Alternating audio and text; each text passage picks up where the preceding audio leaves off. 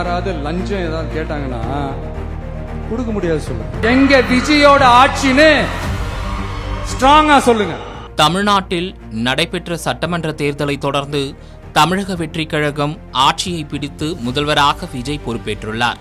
முதல்வராக பொறுப்பேற்கும் முன்னரே தனது தேர்தல் பிரச்சாரங்களில் திமுகவை தீய சக்தி என்றும் அதிமுகவை ஊழல் சக்தி என்றும் விமர்சித்தார்.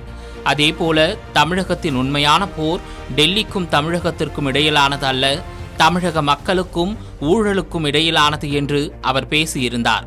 இதனால் அவர் ஆட்சிக்கு வந்துள்ள நிலையில் ஊழலுக்கு எதிரான நடவடிக்கைகளை எடுப்பார் என்று எதிர்பார்க்கப்பட்டது.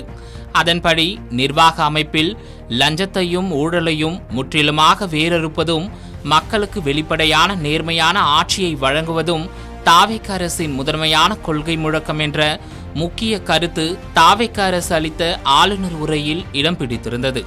சமீபத்தில் கரூரில் நடைபெற்ற நிகழ்ச்சியில் பேசிய முதல்வர் விஜய், உங்களிடம் யாராவது லஞ்சம் கேட்டால் கொடுக்க முடியாது என்று சொல்லுங்கள் என்றும், உங்களுடன் நான் இருக்கிறேன், இதை மீறி யாராவது கட்டாயப்படுத்தினால் இது எங்கள் விஜயோட ஆட்சி என்று உறுதியாக சொல்லுங்கள் என்றும் கூறியிருந்தார். உங்ககிட்ட யாராவது லஞ்சம் ஏதாவது கேட்டாங்கன்னா கொடுக்க முடியாது சொல்லுங்க.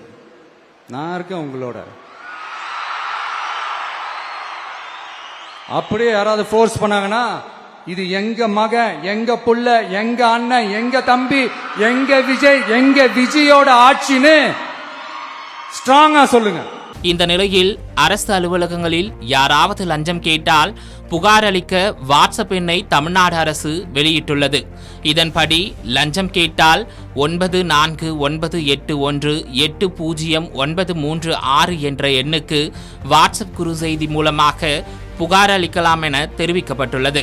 மேலும் இது தொடர்பாக தமிழ்நாடு அரசு சார்பில் அனைத்து அரசு துறை தலைவர்களுக்கும் மற்றும் மாவட்ட ஆட்சியர்களுக்கும் சுற்றறிக்கை ஒன்றும் அனுப்பப்பட்டுள்ளது. அதில் தமிழ்நாட்டில் உள்ள அனைத்து அரசு அலுவலகங்கள் மற்றும் பொதுமக்கள் கூடும் முக்கிய இடங்களில் லஞ்சம் வாங்குவதும் கொடுப்பதும் குற்றமாகும் என்ற வாசகம் அடங்கிய அறிவிப்பு பலகைகள் கட்டாயம் அனைவரும் பார்க்கும்படி தெளிவாக தொங்கவிடப்பட வேண்டும் என்று கூறப்பட்டுள்ளது. தமிழ்நாடு அரசின் இந்த நடவடிக்கை பொதுமக்களிடையே வரவேற்பை பெற்றுள்ளது.